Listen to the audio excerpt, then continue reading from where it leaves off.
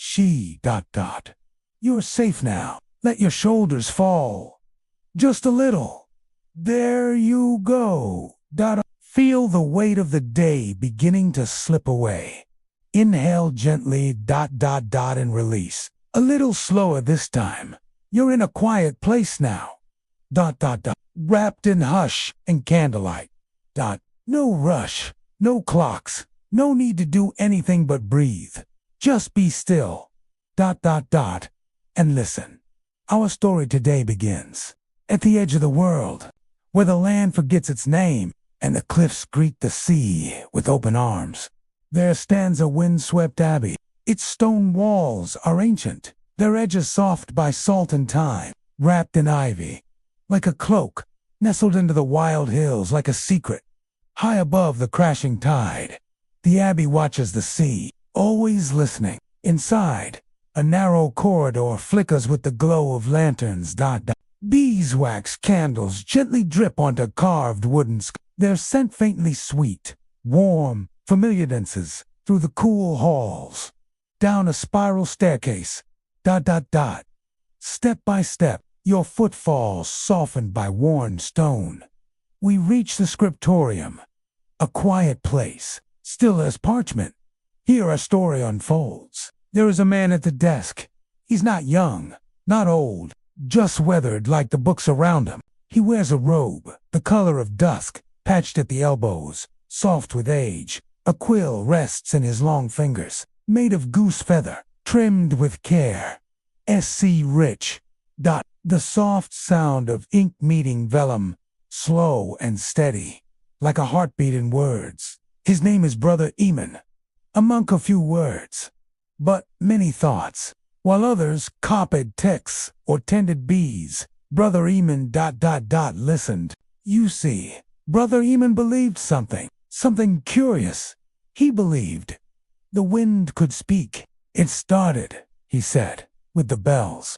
The abbey's bell tower, tall and narrow, would hum low on stormy nights, not from the pull of rope or hand, but from the breath of the wind. And sometimes, when the fog rolled in low and the gulls went silent, the bell would chime softly. Once, as if answering a question only the sky could ask, Eamon had heard it. He had heard the wind whisper names, soft slanted syllables he didn't know. He had heard laughter in the breeze, cries in the storm, dot, dot, gentle humming when the sea was calm. And so he began to collect it. He built glass, flasks clear, delicate, stoppered with cork and sealed with wax. Some held the salty gusts from atop the cliffs. Some held the whisper of garden leaves. One, carefully marked in faded ink, was labeled North, Midnight, After the Storm. Each bottle, he kept them on the shelves behind him, arranged like a choir. Imagine them now. Rows of clear glass, glowing amber, in the candlelight. Dot. Tiny flares of sun caught in each curve. And inside, the memory of breath. When all was quiet, he would unstopper one and hold it to his ear. He said it sounded like music. Music, dot, dot, dot, or memory. But tonight, the wind is restless. It scratches at the shutters like an impatient guest. The flames in the lanterns bend and flicker. Far off, the sea hurls its foam against the cliffs. Eamon doesn't mind. He dips his quill once more. His ink is made from oak galls and iron salts. It smells faintly of rusted rain. Medieval scribes believed it would last forever. Ink that bites the page, never fading. And so, he writes. Tonight, he is not copying holy texts. He is writing what he hears, not with words as we know them, but with soft, looping glyphs, marks that look like wind curling around stone. Notes made of breath and space. He calls it scriptorium, the writing of the wind, a forgotten language, or one never learned. You can hear it too, dot, dot, dot, can't you? Close your eyes for just a moment. The wind beyond your window, or inside your memory. Dot, dot, dot, she. Dot, dot, dot. Soft and long. It hums a lullaby for those who listen. Eamon stands now. He moves slowly like one who spent many hours sitting. His robe brushes the flagstones with a gentle swish. Swish. ... He reaches for a bottle. This one, green glass, thick-bottomed. A little older, labeled simply, Spring, Cloister Garden. He holds it to his ear. He closes his eyes, smiles. Yes. ... They are still singing. He whispers. He pulls a cork, and for the briefest moment, you hear it too. A note like chimes on a distant shore, a child's laugh, a gull overhead, and petals turning in the wind. Then ... silence. Again, the candle flickers low. Eamon replaces the bottle, sits, dips his quill, writes what he heard. You are safe here, in his scriptorium. The wind can't harm you. It only speaks, and you are only listening, just like Brother Eamon, just like the stones of the abbey, just like the sea, listening, breathing, drifting. Our story continues. Beneath the same whispering wind, it is now deeper into the night. The stars above the abbey roof gleam with that pale, medieval shimmer, as if they, too, are made of old silver hammered thin and set into velvet. A faint breeze coils beneath the doorframe. It smells of lichen, brine, and something sweeter, lavender, perhaps, from the herb garden below. Now, tucked into its own sleep, the scriptorium sighs in rhythm with the wind. The candles burn low, but their glow is kind. Brother Eamon pauses his writing. He stretches slowly, vertebrae gently shifting, no rush. A muffled pop of an elbow, the soft creak of ancient joints. Nothing aches in the stillness of purpose. Tonight, he has something special in mind. He rises, taking a brass lantern from the wall. Its handle is wrapped in worn leather, smooth from decades of use. Inside, the candle flame quivers, casting long, amber shadows across the shelves of bottled winds. He steps into the corridor beyond the scriptorium. It's cool here, stone underfoot, archways overhead, and silence so thick it feels padded. Each step echoes softly, but not sharply. No, more like the sound of linen folding, or a book gently closing. He passes the cloister windows. The moonlight drapes the flagstones in silver, while ivy rustles softly outside, rubbing its leaves like drowsy fingers against the glass. He climbs a narrow stairway where the stones curve like the inside of a shell. This is the lantern room. The lantern room sits at the abbey's highest point just beneath the bell. It was once a watchtower, but now it keeps only the company of wind and time.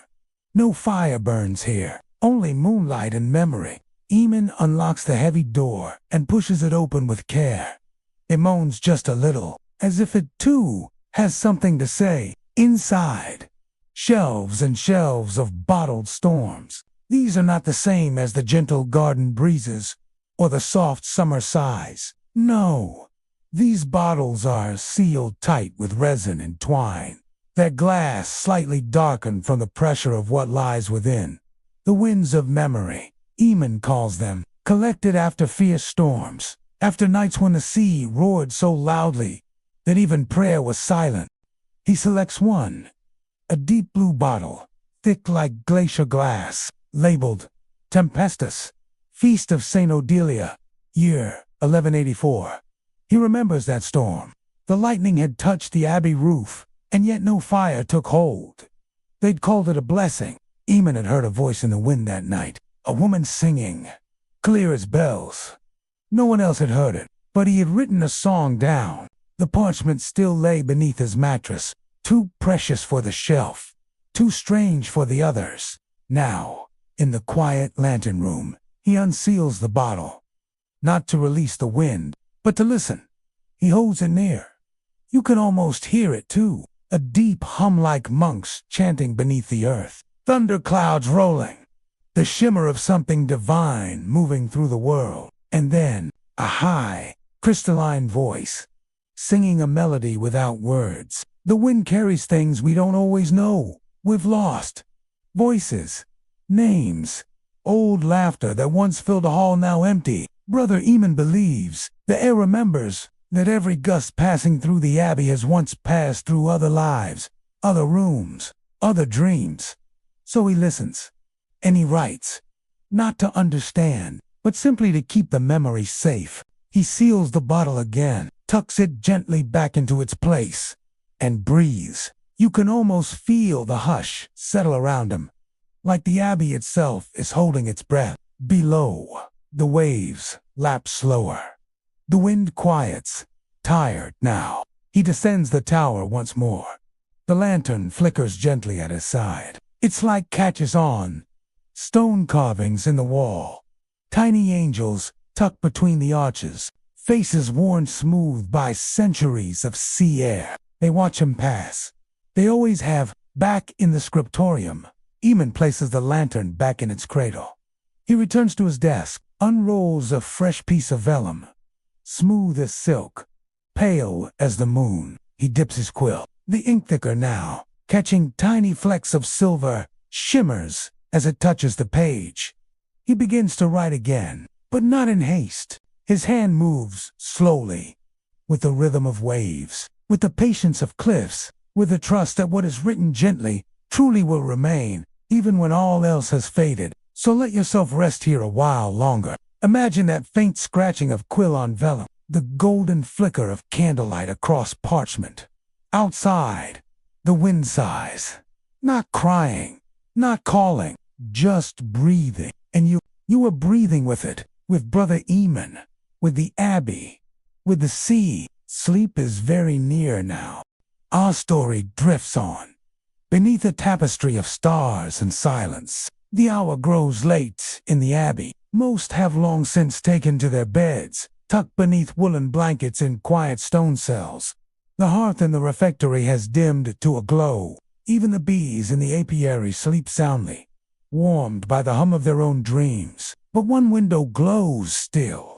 A soft golden light from the scriptorium spills out into the cloister walk, faint, warm, and flickering, like a lighthouse for dreams. Brother Eamon, still seated at his desk, leans back for a moment, his eyes closed, his breath slow. The ink has dried on his most recent page, a swirl of script so delicate it looks like mist, or the curl of a leaf as it falls.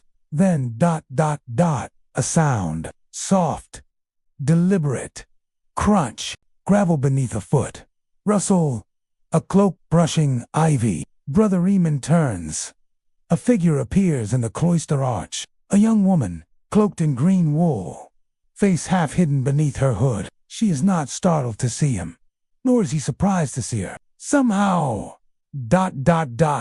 they've met before. She steps closer, her boots quiet on the stones. From her belt hangs a pouch heavy round and gently clinking. When she draws back her hood, her hair spills out dark as raven wings, braided with sprigs of dried lavender and sage. Her name is Lyra, a herbalist from the village below, known for salves and stories, and a curious talent for knowing where the wind had been. She visits the abbey only at night, when the gardens are sleeping. When the wind is most honest, Eamon stands to greet her. His voice, when he speaks, is no louder than turning a page. The wind is restless tonight. She nods, smiling faintly, and full of questions. From her pouch, she produces a small glass vial, stoppered, sealed, and glowing faintly blue. She offers it to him. Eamon holds it to his ear. And there, ... a child's voice, laughing, then singing, faint but clear. He knows that voice. It was his sister, long gone now, taken by fever in a spring long past. But this was her voice from years before, caught in the garden wind, carried across time. He closes his eyes, smiles. Where did you find it? He whispers. Lyra sits beside him, warming her hands near the candle. The old well, just before the sun fell. The air there sometimes bends backward. They sit together in the candlelight. She removes a folded cloth from her pouch. Inside, petals of blue cornflower, crushed violet, and a single curled hawthorn leaf. A gift for the wind, she says, an offering. Eamon understands. There are those who command the wind, and those who make peace with it. He is the latter. Together, they write, not words, not lines, ... but symbols shaped like echoes. Pauses, the breath between thoughts. They say nothing aloud, yet the room hums with conversation. Lantern light flickers over their pages, and outside, the wind gathers gently along the abbey walls, not roaring, but listening. Then, a tiny chime. From a bottle on the shelf, it is one neither of them remembers uncorking. A sound like distant bells, so faint it might not be heard at all, unless your heart is very quiet. They both turn. Eamon steps closer to the shelf. The bottle glows. He lifts it carefully, labeled only with a marker circle of dots, like a constellation. It's warm to the touch, not with heat, but memory. He unseals it. This time, the wind that slips out is no whisper. It is a sigh, a long, aching, peaceful sigh, like someone laying down a burden, like someone ... coming home. Lyra places her hand on the desk. Her eyes soften.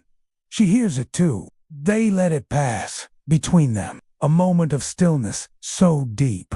Even the candle seems to pause its flicker, and when it fades, there's only the soft creak of the wooden beams above, and breath. The kind that carries sleep with it. Eamon reseals the bottle, not out of fear, but care. Some winds, once remembered, do not need to be repeated. They rest best where they came from, in hearts and in hush. Outside, the first touch of dawn brushes the sky. Not gold, not pink, just a little less dark. The moon dips low, and the stars, sated by watching, begin to sleep. The sea, too, grows quiet. Only a single gull cries from far off, a lonely sound, but somehow content. Inside the abbey, the two friends prepare to part. Lyra ties her cloak once more, and Eamon places the newest pages gently into a leather folio. No goodbyes are needed. The wind, after all, will carry the next greeting. As she walks back down the cloister, her figure fades into mist and ivy, and Eamon ... he returns to the desk. One last look at the bottles. One last breath. The candle burns low. He closes his eyes and lets the wind sing him to sleep. You, too, now. The story has quieted.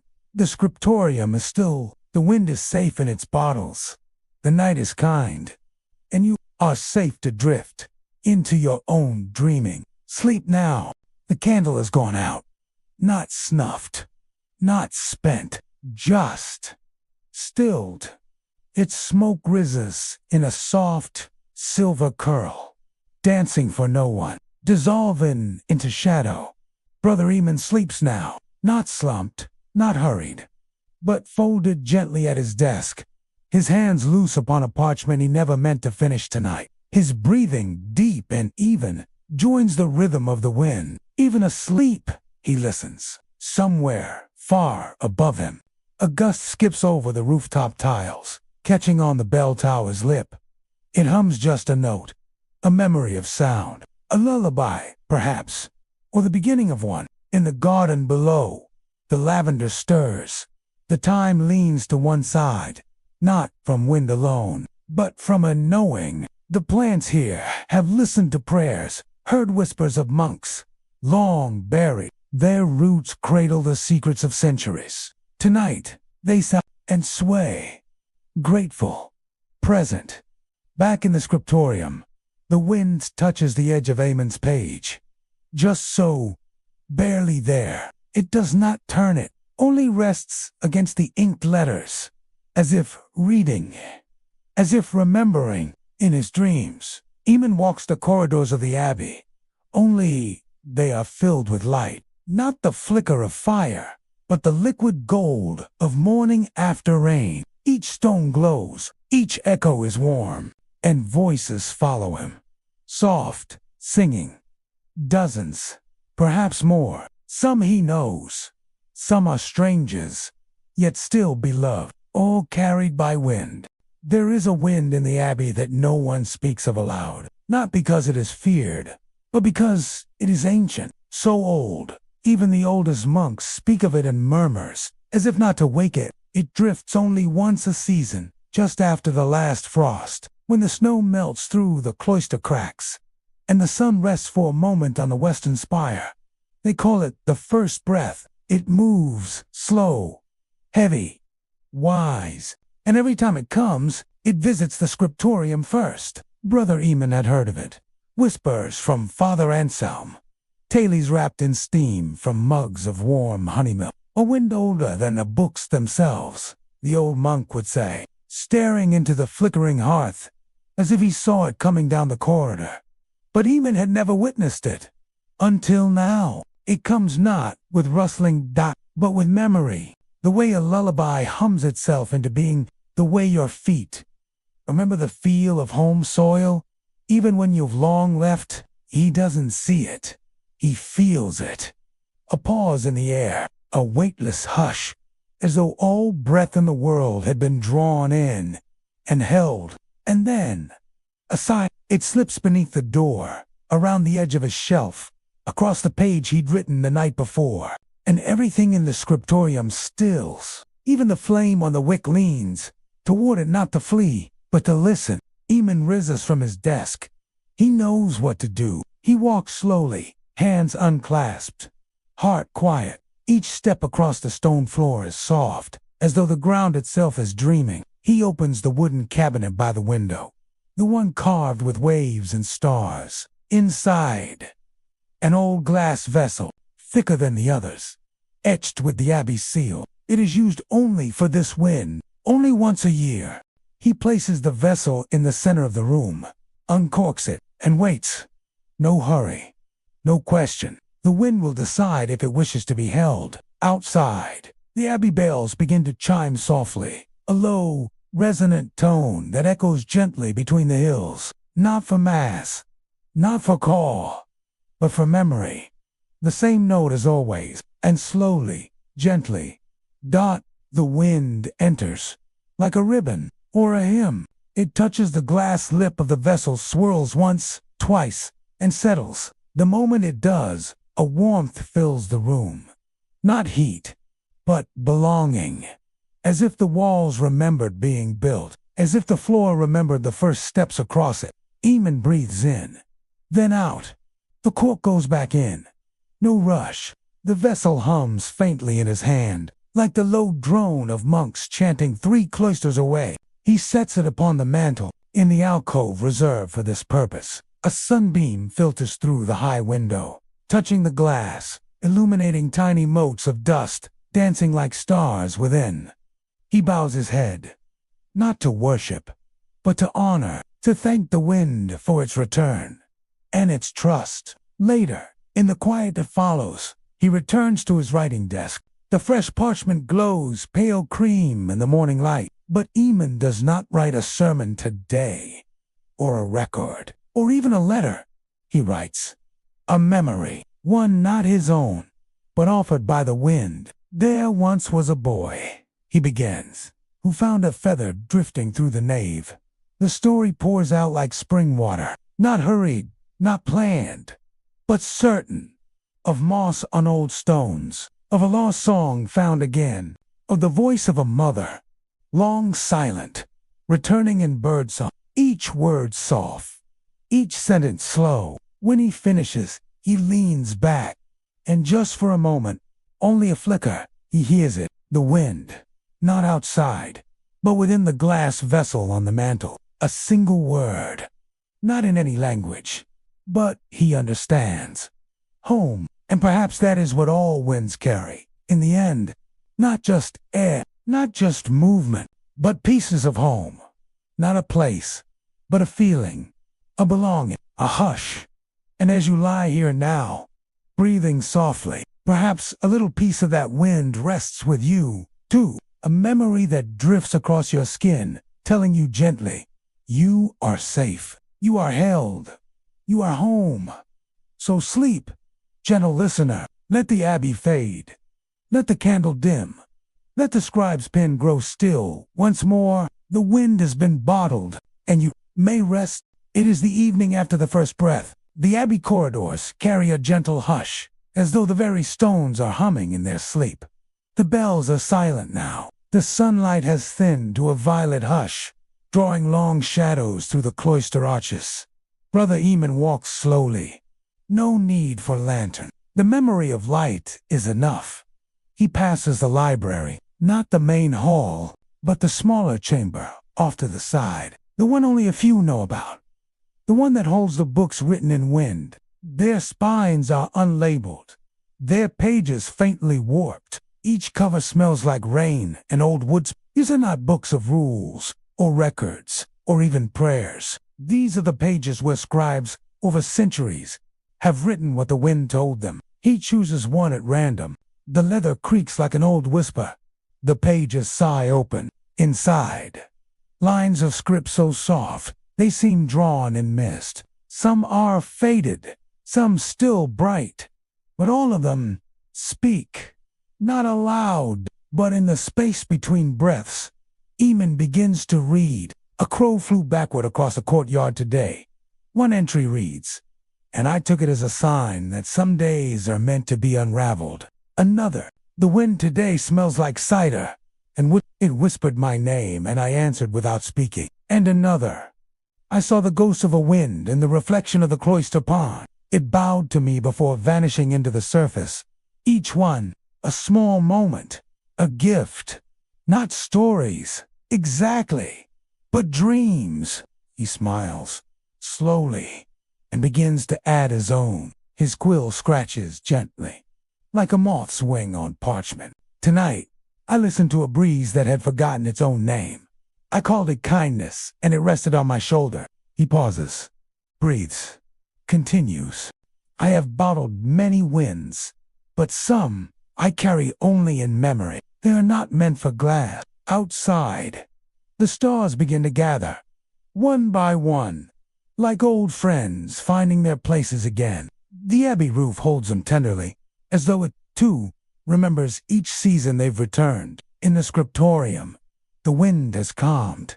Its song has shifted, no longer searching, now cradling, like lullaby, hums passed down through generations. The kind only heard when you are neither awake nor dreaming, but resting. In between, Eamon closes the book gently, as though tucking a child into bed, then returns it to its shelf, placing it among the others. The room feels full, somehow, but not crowded, as if the air itself remembers every story written in it. A library not of books, but of breath. He steps back out into the corridor, where the chill of evening meets his skin like a soft shawl. His footsteps echo, but faintly, more like a heartbeat than a sound. At the end of the corridor, a small wooden door waits, worn smooth by centuries of use. Behind it, the observatory, a room few enter, except when they seek to understand silence.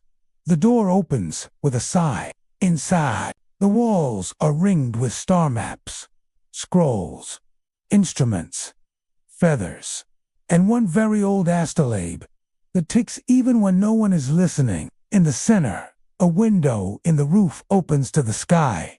Tonight, the stars are clear, and the wind, what little remains of it, has grown still enough to hear your own thoughts. Eamon sits in the center of the floor, not to write, not to read, only to be. The wind moves across his face, barely a breath, like the memory of a kiss. And in that stillness, he understands something. Some winds are not meant to be bottled, or named, or caught. Some are meant only to pass through you, to rearrange something gentle inside you, and then go. And so he sits there for a very long time, breathing and letting the wind breathe through him. No thought, no effort, only presence, only now, only hush. And you, dear one, perhaps now you can feel it too. That small, soft breeze that knows your name even when you forget it. The kind that says, you don't have to try. You don't have to do. Just be. You've already done enough for today. Let the quill rest. Let the ink dry. Let the candle flicker its final sigh. And sleep deeper now. The next morning arrives on padded feet, the kind of morning that doesn't speak. It simply rests itself gently across the world, like mist settling into the folds of a hill. The abbey stones are still cool. The sky brushed in pale linen blue. Even the birds sing in softer tones, as if aware that the walls are listening. Brother Eamon awakens with no hurry. There is no bell, no summons, no urgent parchment to translate, just a quiet company of light, a bowl of warm oats, and the knowledge that something gentle is unfolding today. He feels it, like a story not yet spoken but already breathing in the walls. After breakfast, he takes the long path to the south wing, to a part of the abbey few visit anymore. The stones there are worn smooth from rain, the walls traced with vines and moss, and tucked between two old bowed archways, half covered in ivy, stands a small, round chapel. Its doors crooked, its windows dusty, but its silence is rich, the chapel of echoed whispers. Named not for sermons, not for song, but for the way its walls carry even the quietest word and tuck it gently into their bones. Legend says the stones were shaped using mallets wrapped in lambskin, not to startle the spirit of the place. Each tap a lullaby, each layer of mortar a hush. Eamon enters slowly. The scent inside is ancient, worn wood, herbs hung long ago, and the faintest trace of bees. Sunlight filters through stained glass, muted, dusty, and in the very center, beneath the domed roof, is the whispering bowl, a shallow basin carved from a single piece of limestone. Legend says it catches sound, not water, and holds it. He kneels beside it, not to pray, exactly, but to listen. No wind moves in here, but somehow the room breathes, and as he leans in, he hears it, a sigh, a breath, a child's laugh, perhaps, or was it a bird? Old echoes, gentle ones, not trying to speak, only to be remembered. Eamon reaches into the satchel he brought. He removes one small flask, uncorks it, and lets the wind go. Not a loud gust, not dramatic, just a slow exhale, like the chapel itself is sighing in gratitude. And in that moment, the whispering bowl hums, just softly, as if it recognizes the breath. Then Eamon does something rarely done. He speaks into the bowl, not loud, not long, just 7 words. Thank you for holding what we forget. And the bowl answers, not with a voice, not with words, but with warmth, like being wrapped in something soft from the inside out. The kind of warmth that doesn't need understanding, only feeling. And you, dear listener, you can feel it too, can't you? That hush of places that remember you, even when you forget yourself. That warm, timeless hum that says, you are held, you are remembered, you are allowed to rest. So breathe in now, as if you're standing in that chapel, and let the stillness fill you. Eamon remains there a while longer, the wind from the flask now blended with the chapel's quiet. He doesn't need to bottle this one again. Some winds are meant to be released, to soak into stone and linger for centuries. The bowl will remember. The walls will whisper it forward, and when he stands to leave, he leaves a note beside the basin, folded neatly, tucked under a smooth round pebble. Not signed, but written in his careful, flowing hand. It reads, if you're tired, if the wind has left you, place your ear here, and let it return. Back in the corridor, the air feels brighter, not in color, but in weight, as if something heavy had been gently, finally put down. And Eamon walks back toward the scriptorium, his steps light, his mind quiet. Outside, the wind stirs again, a small breeze this time, chattering among the hedges, brushing the cloisters with its fingertips. It doesn't ask to be bottled, it only asks to be noticed. And Eamon smiles, because he hears it, because he always does, and you, in this quiet moment, can hear it too. Even now, a breeze between the folds of sleep, a whisper beneath your pillow, a kindness moving through you with no name and no demand. Let it pass through. Let it leave a little softness behind, and let yourself drift. Autumn comes slowly to the coast, not in flurries of red and gold, but in soft, uncertain hesitations. Cooler mornings, longer shadows, a faint crackle beneath the trees as the leaves begin to whisper their goodbyes. At the Abbey, the changes are noticed most by those who work in silence, like Brother Eman, like the wind. He has begun using new ink, not the sharp black made from lamp soot and wine, but a softer blend, oak gold, rainwater, and the juice from crushed beech leaves gathered at the edge of the forest. The color it makes is not bold. It is gentle, like the edge of twilight, a brown that blushes gold when the candlelight hits it. Ink that looks like memory. The monks do not ask why he uses it. They've learned not to question what the wind tells them. They only nod when he enters the scriptorium with his basket of leaves, hands stained faintly with sap. They understand some words are meant to fade. Some stories are meant to look like they were always there. He begins a new journal, not for theology, not for weather, but for wind thoughts. Not proper language, not full sentences, only sensations, moments, fragments of what the air seems to carry, a scent like warm cloth just off the line, the sound of someone remembering a lullaby, the hush before a tear. When the world holds its breath, each one is written slowly, deliberately, with long pauses between, to listen, to feel, to make room for whatever needs to arrive. Outside the window, the branches tremble, not from cold, but from the weight of letting go. Leaves release themselves with the softness of a sigh. Not hurried, not frightened, just ready. And Eamon wonders, do winds grieve? Do they remember the trees they once touched? The petals they once lifted from the ground? The windows they rattled in their youth? Or do they carry it all gently, without weight, only motion? He dips his quill again. Today, the wind felt older than the Abbey, like it had once sung through different trees, in a different world. Then he closes the journal, lets the page rest, lets the ink dry like leaves curling into sleep. He rises and walks to the fire. It is low now, a quiet bed of embers. No flame, only glow. He takes a handful of spent leaves and feeds them gently into the coals.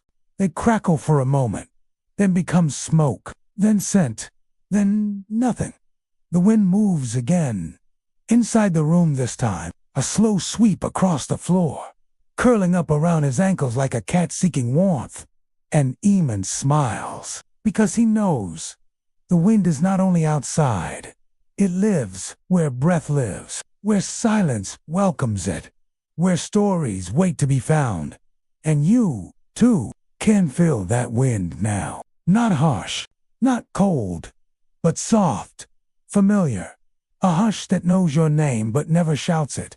It only sits beside you and lets you be still. Let it move through you. Let it take the brittle things gently away.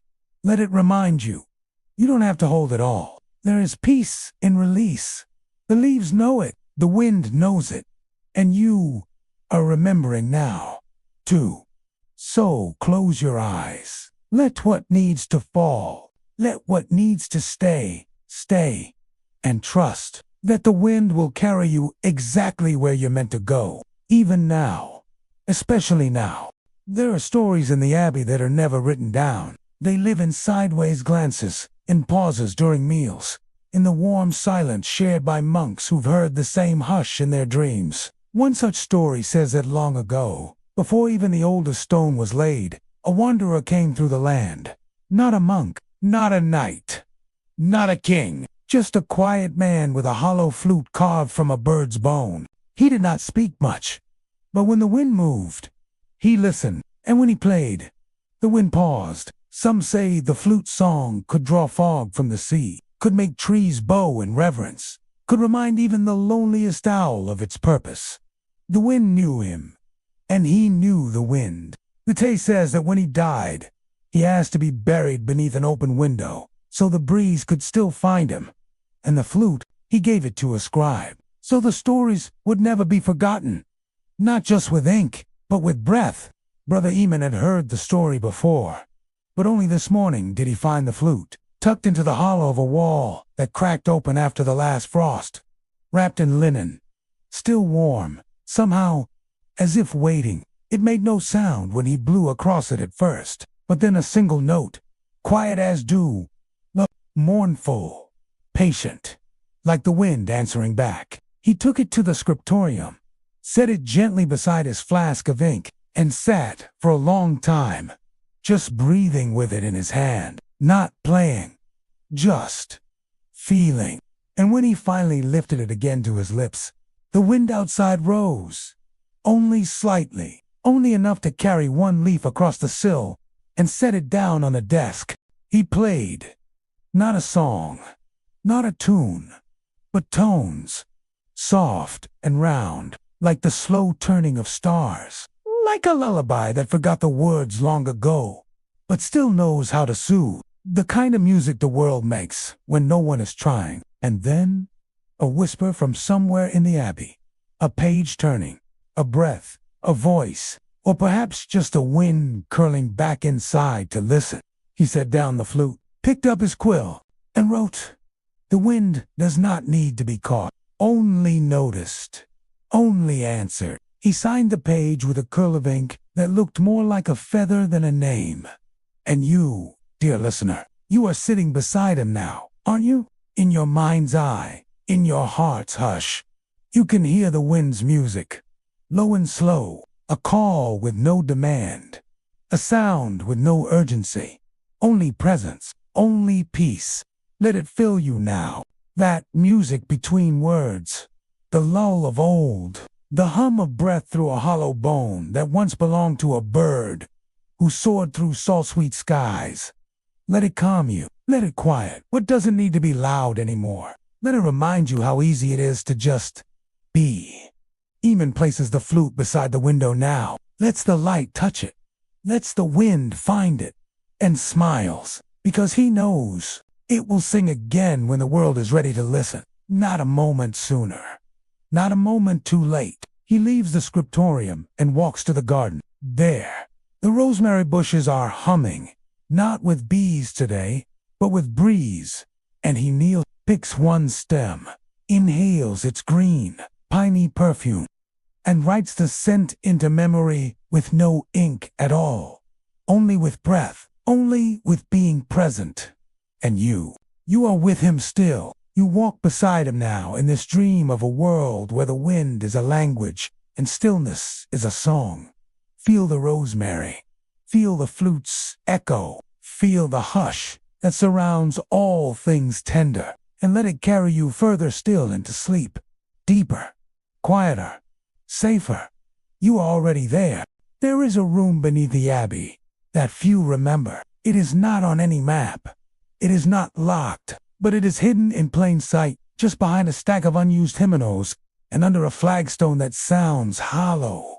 Brother Eamon did not mean to find it, but the wind, always gentle, sometimes, and that morning, as he stacked the hymnals for winter dusting, a breeze curled through the nave and slipped between the pages of an old, forgotten psalter. The book fell, and behind it the stair. The stones leading downward were narrow, cool to the touch, worn smooth by time and the slow crawl of seasons.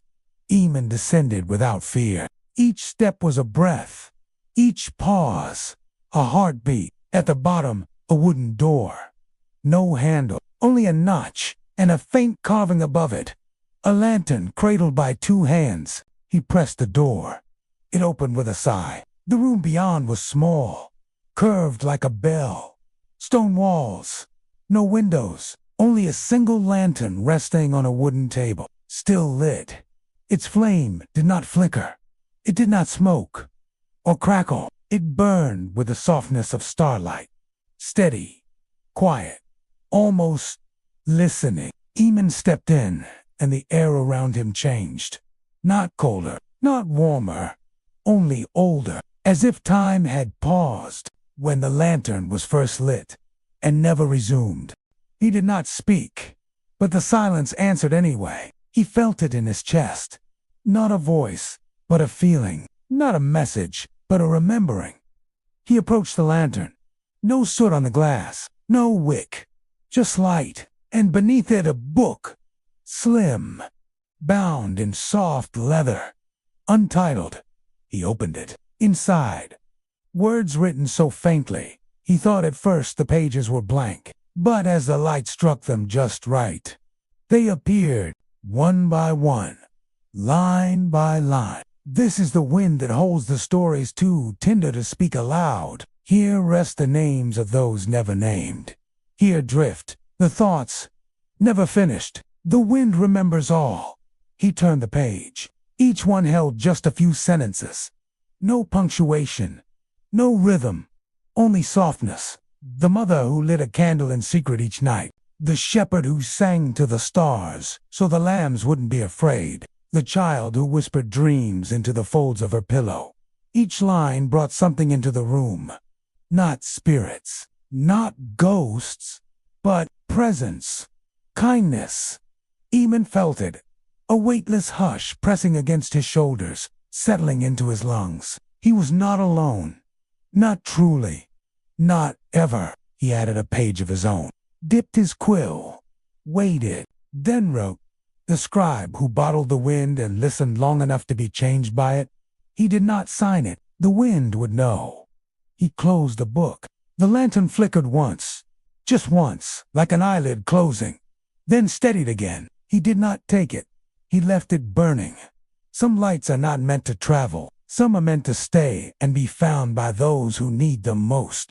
He left the room with no sense of loss.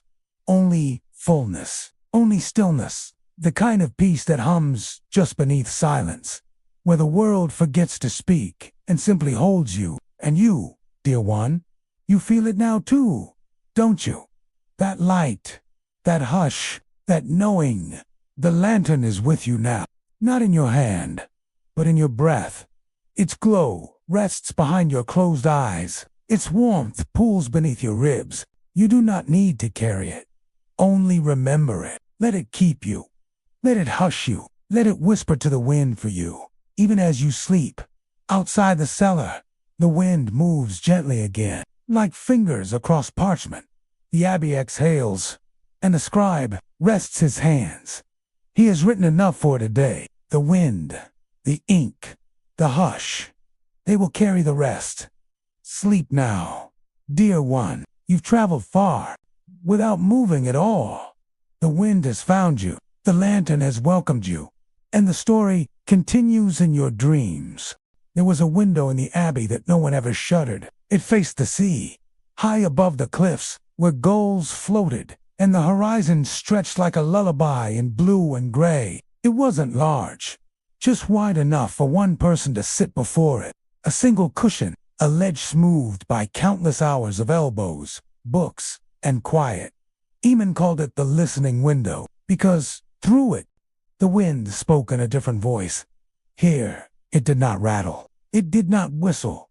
It breathed long, slow exhales that carried salt and distance, memories of far-off ships and children's laughter lost to time. It was a wind that had seen too much to speak quickly. It taught patience. Eamon brought no parchment with him when he came here. No quill, no flask, no questions. Only stillness, and the willingness to feel very, very small. He would sit for hours, hands resting gently in his lap, eyes on the water, ears tuned to the space between gusts. There were days when the wind would say nothing, and that was a gift. But today, it brought him something. Not a word, not a song, a scent, lavender, and something older, parchment. Dust, no. Memory. The sea breeze that brushed his cheek felt like the hand of someone he once knew, but could no longer name. A comfort, a sigh, A story without its beginning or end. Only the middle. Hovering, soft, and golden. He leaned toward it, just slightly, closed his eyes, and listened, not just with his ears, but with his skin, his breath, his stillness, and the wind said, "Do you see how little you must carry? Do you feel how long you've been held? Do you know how loved you are, even when no one speaks it aloud?" The words were not heard. They were known. Eamon sat with the knowing for a long time, letting it fill all the empty corners in him like dusk filling the abbey hallways. And in that fullness, he did something he hadn't done in years. He wept softly, silently, not from sorrow, but from relief. The wind did not leave. It stayed with him. It did not rush. It waited. It held. And you, dear listener, perhaps you are sitting at that window now, your hands in your lap, the sea beyond, the air full of distance and belonging. Breathe it in. Let the salt touch your lips. Let the air press gently against your chest. Let it remind you, you are allowed to feel everything. You are allowed to be held by the world, even here, even now, especially now. When the light began to fade, Eamon stood slowly. He placed a single stone on the window ledge, smooth, oval, pale blue, not to mark the moment, but to thank it. Then he walked the quiet halls back to the scriptorium, where the shadows had stretched long across the floor. He did not light the candles yet. He sat in the gloaming, letting the last of the sea wind curl around his ankles, letting it go, letting it stay. He did not write tonight, only listened. As the abbey settled into sleep, the stone in his pocket, warm from the windowsill, pressed gently against his hand. A reminder, a keepsake of silence. And you are holding your own stone now, aren't you? Maybe not in your fingers, but in your breath, in your stillness, in the softness that's blooming slowly inside you like the stars outside that listening window. Let them shine quietly. Let them guide you without speaking. Let yourself rest. You've heard enough tonight. You've held enough. Now, let the wind carry you gently into dreams, tucked deep within the abbey, past the sacristy and the garden wall. There was a door few had reason to open. No keyhole, no latch, no instructions, only a carving above it, a feather floating on a breeze, and beside it, a line of text too faint to read by lantern, but which shimmered when moonlight touched it just right. For those who entered with silence in their hearts, this was the library without locks. No names recorded, no entry monitored, only trust. The door opened only when one approached without purpose, only when curiosity was quiet enough to become reverence. Brother Eamon had entered only once before, many years ago, and now, with the wind still folded gently into his robe like a tucked-away letter, he returned. No intention, only stillness. The door opened at his touch. Inside, there were no rows of books, no ladders, no titles, no candles, only light, soft, silver light that pooled from no visible source. It made every surface glow. The shelves were irregular, some small, like nooks in a tree, others tall as cathedral walls. Each held one thing, not a book, but an object. A feather, a spool, a faded thread, a small pair of worn leather boots, a ring made of bark and twine. Each one, a story, held not in words, but in memory. Eamon walked slowly. No footsteps echoed, no dust stirred. His eyes moved gently from item to item, but nothing called to him, until one small jar, clear glass, wrapped in ribbon, tucked in the crook of a bent wooden shelf. Inside, a folded piece of paper, and nothing else. He took it carefully, opened it slowly, and read. This jar once held a winter wind that told a frightened child he was not alone. And though the words were few, they opened something in him. A memory not fully his own, yet utterly familiar, of standing in a darkened hallway, of hearing the howl of snow outside, of feeling a breeze slip under the door like a whispered promise. I am here. He set the jar down again, placed a hand over his heart, and in that moment felt the weight of every wind he'd ever bottled, not as a burden, as a blessing. He walked the library until he came to an empty shelf, and there he placed a stone from the listening window. A gift, a memory, a silent offering. No plaque, no explanation. The library would remember. The wind would carry the story. And you, gentle dreamer, you've stepped into that library now, haven't you? You walk its hush-filled halls with breath slow and eyes wide. You see the feather that reminds you of your first courage, the ribbon from a letter never sent, the shell you held to your ear when you were small and needed to believe the sea could hear you. These are your stories. Even if you haven't written them yet, let them rest here. Let them be safe. Let them remind you that you do not need to explain yourself to be held. You do not need to be understood to be remembered. You only need to be. And tonight, you are. Eamon left the library with nothing in his hands and everything in his heart. He stepped into the corridor just as the wind returned. Soft and sure, it curled around his shoulders and whispered nothing at all. Only presence. Only peace. He closed the door behind him without sound, without regret, and let the wind guide him back through shadowed halls, past resting candles, and into the sanctuary of stillness. The night grew deeper, the abbey softer, the world slower, and the scribe drifted into dreams held by the wind itself. And you, dear listener, you may rest now, too. The wind has quieted. The stories are safe. The jar is sealed.